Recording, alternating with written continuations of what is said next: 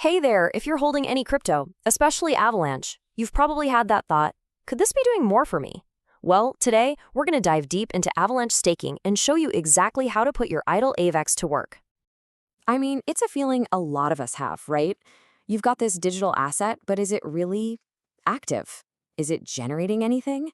If you're looking for a way to get some yield beyond just hoping the price goes up, then you are in exactly the right place. So, what in the world is staking? Honestly, the simplest way to think about it is like a high-yield savings account, but for your crypto. You agree to lock up your AVAX for a little while, and by doing that, you're actually helping to secure and run the entire Avalanche network. And for that very important service, the network pays you rewards. Pretty cool, huh? So here's our game plan. We'll start with the big idea of staking, then zoom into the Avalanche model. After that, we'll talk numbers, how your rewards are calculated. Then we get practical and show you how to start, and finally, we'll wrap up with the risks and key takeaways. Let's get into it. All right, first things first. Let's really nail down what crypto staking is all about.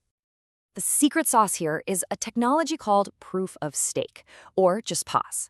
You see, unlike Bitcoin, which uses tons of electricity and computers, POS networks like Avalanche have a different approach.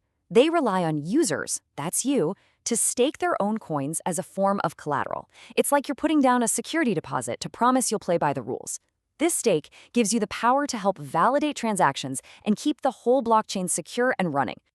Okay, so how does this actually look on Avalanche? Well, the network, it gives you two main ways to jump in.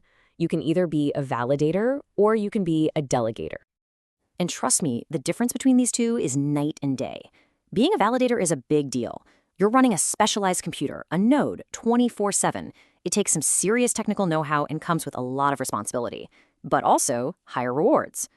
Delegating, on the other hand, is the welcome mat for pretty much everyone else. You just lend your staking power to a validator you trust and let them handle all the heavy lifting. It's the perfect entry point for beginners. So just how serious of a commitment is running a validator? Well, this serious. You need a minimum of 2,000 AVAX just to get in the game. That is a significant amount of capital, and it makes it very clear this role is for the super dedicated folks.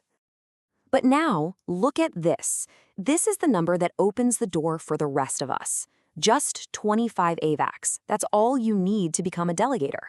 This low barrier to entry is what makes Avalanche staking so accessible and allows pretty much any AVAX holder to get involved and start earning.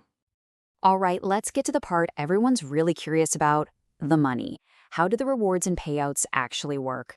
So what kind of return can you expect? Well, if you're a validator, you're looking at an average annual yield of around 8.5%. But check this out. As a delegator, you're right behind them at about 7.9%. You earn a tiny bit less, sure, but for way, way less work and upfront cost. That's a pretty sweet deal. Now, here's something you absolutely have to know. These rewards aren't just handed out. They are directly tied to your validator's performance, which is measured by something called uptime.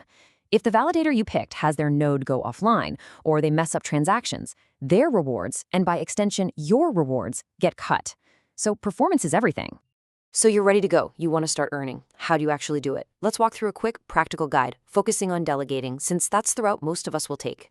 First, let's get your gear in order. It's actually really simple. You just need three things: the official Avalanche wallet, that minimum of 25 AVAX that you want to stake, and then just a little bit of extra AVAX on the side to cover the small transaction fees. And here's the process, step by step. First, you set up that wallet. Then, this is a key step, you have to move your AVAX over to what's called the P chain.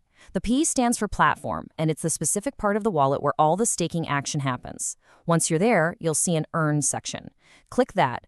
Do your research to pick a good validator, decide how much AVAX and for how long you want to stake, and then you just hit confirm.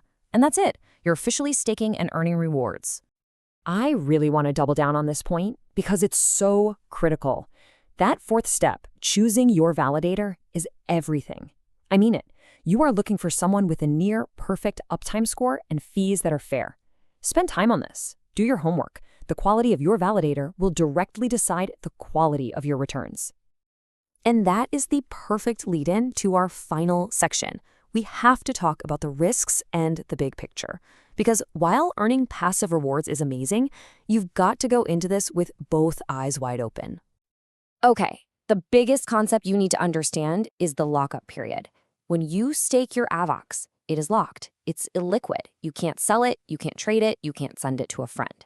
On Avalanche, the absolute minimal lockup is 2 weeks, but you can choose to lock it for up to a year. This is the fundamental trade-off. You give up access to your funds in exchange for those rewards.